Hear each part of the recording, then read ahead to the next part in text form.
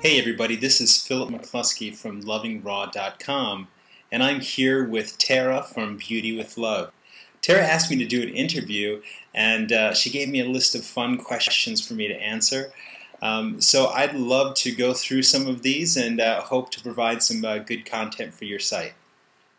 Question number one, tell us a little bit about your story and what led you to the raw food lifestyle. Basically, I'd been overweight my entire life, literally had tried over 30 different diets and nothing worked. I kept gaining weight until I reached the morbidly obese weight of 400 pounds. And at the time, I didn't know if there was going to be any hope or choice for me. I thought I was going to go through and get gastric bypass surgery. But at the very last minute, I happened to be reading a book about water fasting, and they mentioned raw food. And when I went ahead and started reading about it, something about it just made sense, and I went ahead and got started right away. And it's been a love affair ever since. Number two, what were challenges you faced when starting on the raw food diet? As someone being 200 pounds overweight, how did you overcome them?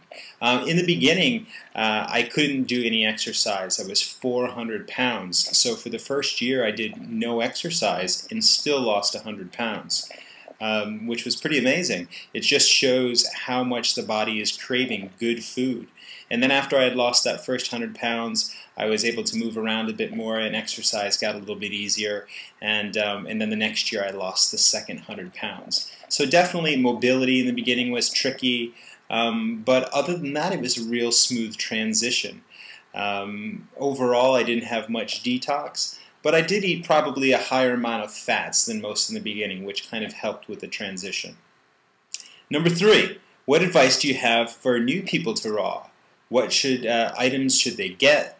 And is it possible to do this on a budget? Sure. Well, technically, you don't need anything to be raw. You can mono-meal and eat things by yourself, but a knife is helpful, and then you can definitely go on from there.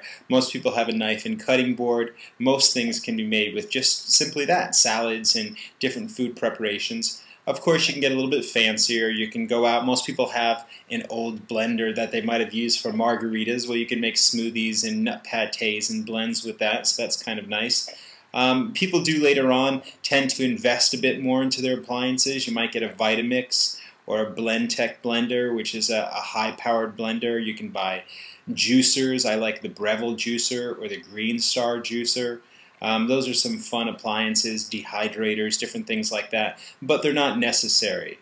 For those that are on a budget, talk to farms, make deals with grocery stores. You can, especially for stuff that you're going to blend, like bananas, you can usually get a good price on seconds or a little bit overripe, and usually what most stores think are overripe are actually just right, because they can't have anything with any kind of spots on it visible. So that's another solution. Number four, for people out there who've been at it for years, what inspiration do you have to keep them going? Should they be switching anything up, and are there levels that you reach on the raw food cycle? Great question.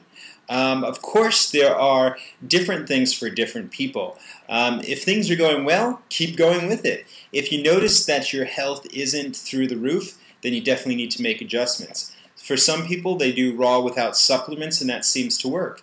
Others seem to need supplements, specifically maybe B12. So that might be something to look at, and look at your health and kind of just have some awareness around it. And, just kind of, personally myself, I also get my blood drawn. I like to get my blood drawn every year just to make sure everything's where it should be. And that's kind of nice. Are there any levels you reach? That question, some people, they really feel as if, and I probably am in this category, feel as if raw is a cleanse. Depending on your lifestyle, this cleanse could last from 6 months to 6 years to 16 years. I don't know. This is for those that are trying to be 100% raw. And then a lot of times people will switch off to a very high percentage of raw after that. So that's just something to be aware of. Number five.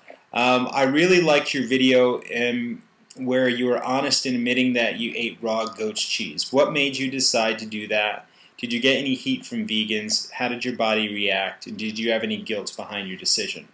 Yeah, I don't believe in guilt. So I'm here to have the human experience. So if I did have that cheese, then yeah, I'm going to have it. I'm going to enjoy it. It's going to be fantastic. It's going to be great.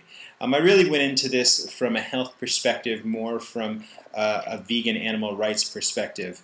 I tend to be more in alignment with the Native Americans and believe that hunting is a sacred act, although I don't particularly hunt, nor do I really eat much animal products, but I do believe that it's a sacred act, and you know, if I was to consume any of that food, it would be specifically from something that was free-ranged or done with like loving intention and organic. But yeah, some people have an issue with that. Some people are going to have an issue with everybody. I'm definitely nobody's guru for them to be looking to or putting me on a pedestal. We all make our own decisions. We're all having the human experience. And we all, in the end, will be part of the death cycle, too. Number 6, I really admire your voice on some of the recent blogs about our eating habits being a choice and allowing ourselves to do what feels right. With that, I'd like to touch on another raw food leader who's now eating meat and dairy. What do you think about people who have made the switch after all the rewards of a plant-based diet offers? Great question. It's listening to your body. Again, maybe some people went through their cleansing period and feel like that's all done now, and their body's ready for something a little bit more substantial. I don't know. To each their own. I definitely don't believe that there is any one hard, fast rule for everyone. That would be kind of absurd. We're all made so fantastically different.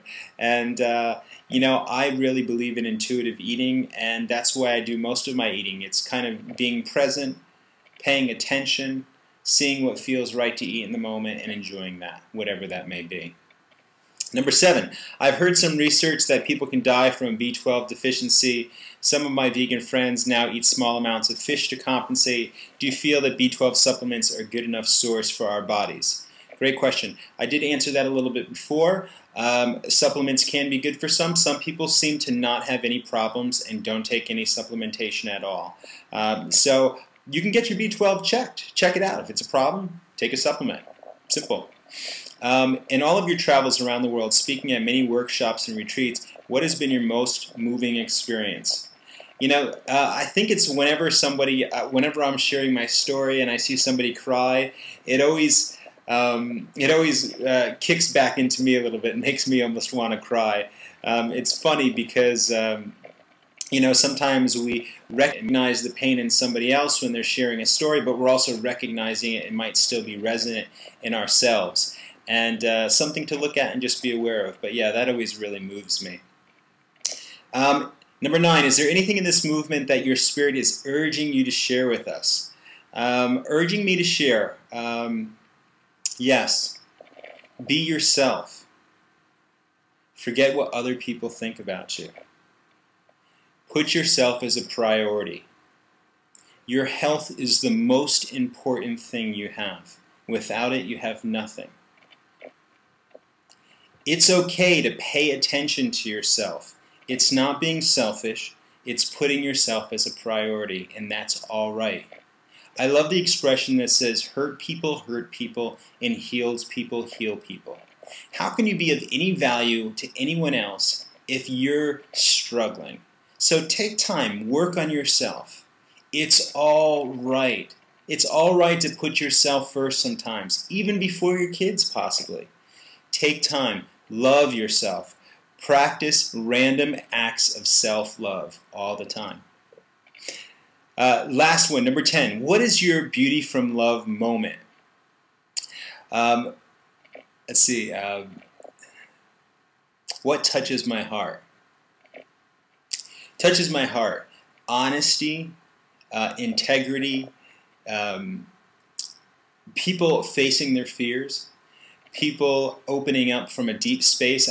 You know, I love it. I love meeting really authentic people. Literally within 30 seconds to 60 seconds, I know that I know more about them and they know more about me than some people that I've grown up with my entire life. Like, they could literally walk up to you and just share and bare their heart, and they know it's safe. or they just know they don't care, and I enjoy doing that. I can, open up to a complete stranger about anything, because I really hid my entire life. Being 400 pounds, I hid my entire life. Hid away in my house, hid away from public. You kind of get yourself really big so you can kind of protect yourself and keep yourself safe from the world. And I'm done hiding. It's all out in the open now. It's all exposed. So I guess my beauty from love moment is being fully exposed. Some people think that being vulnerable is a weakness, but I see it as my greatest strength. And I hope you guys do too. Anyway, thanks so much, Tara, and thanks so much for everyone for listening. You can check me out at lovingraw.com. I have a bunch of raw food recipe books that I've written that are sold on my site or through Amazon. Some DVDs going through my weight loss transformation if yourself or any of your friends or loved ones might have interest in losing weight and transforming their lives. So again, Philip McCluskey from Loving Raw, thank you guys so much. I appreciate each and every one of you.